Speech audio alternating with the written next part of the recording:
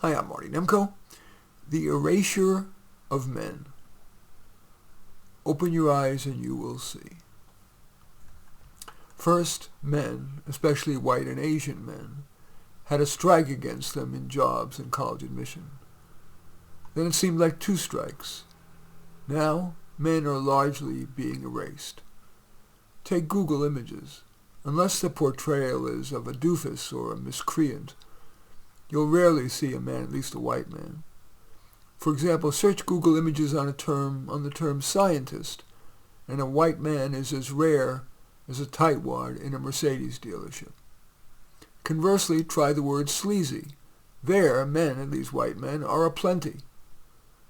Look at images in general. Disproportionately, women are the ones featured either solo or central, with men in the background, smaller and or out of focus.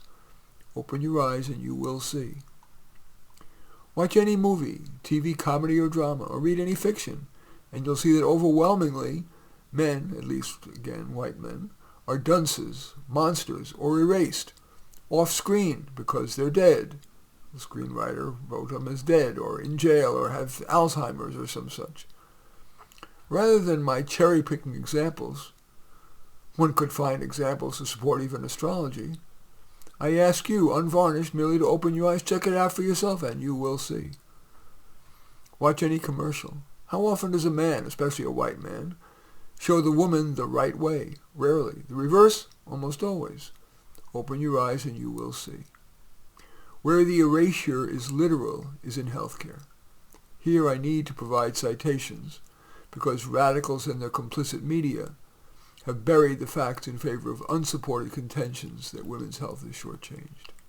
So everything I'm about to say in the text version of this, which will be on medium.com, I'll have a link at the bottom of this, has a citation, a solid quality citation supporting it. A century ago, women lived just 1 year longer than men. Now it is 6 years. So 6 times as the gap has grown 600%. With men dying earlier of all top 12 causes of death. 92% of workplace deaths occur to men, and a similar percentage of military combat deaths. Yet, there are many government entities to promote women's health, not one for men. Radicals like to say, well, if only men went to the doctor more. No. The main cause of men's shorter lifespan is accelerated cardiovascular degeneration. Estrogen protects. When fewer women were in STEM, science, technology, engineering, and math, relentless protests resulted in many billions of dollars to close the gap. But when men have the ultimate deficit, we die 6 years younger and live our last decade in worse health. All you see is another Coke can for women's heart health and another run for breast cancer. More substantively, from 1998 to 2019, the latest year studied, the National Institutes of Health spent more than twice as much gender-specific healthcare research on women. Open your eyes and you will see. Again, I have citations, solid citations for every one of those assertions. Men have contributed mightily to our world, from sewer to roof, birth to death, art to music to science to computers to engineering. Men were mainly responsible for developing and building where you are sitting right now and the computer you're reading this on.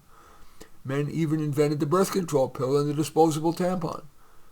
Yet if a Martian consumed even a small amount of U.S. media, especially the most influential like the New York Times, CNN, NPR, the New Yorker, it would be convinced that male is the inferior sex. This bashing of what is at least the equally worthy sex is one of the many examples of radicals' demand for yet more redistribution to any demographic group, even if it's inversely correlated with societal contribution. The watchwords are, give to the least among us. That devolution to the lowest common denominator must lead to societal dissolution. Yet to speak up risks the 3 C's: censure, censor, and cancel.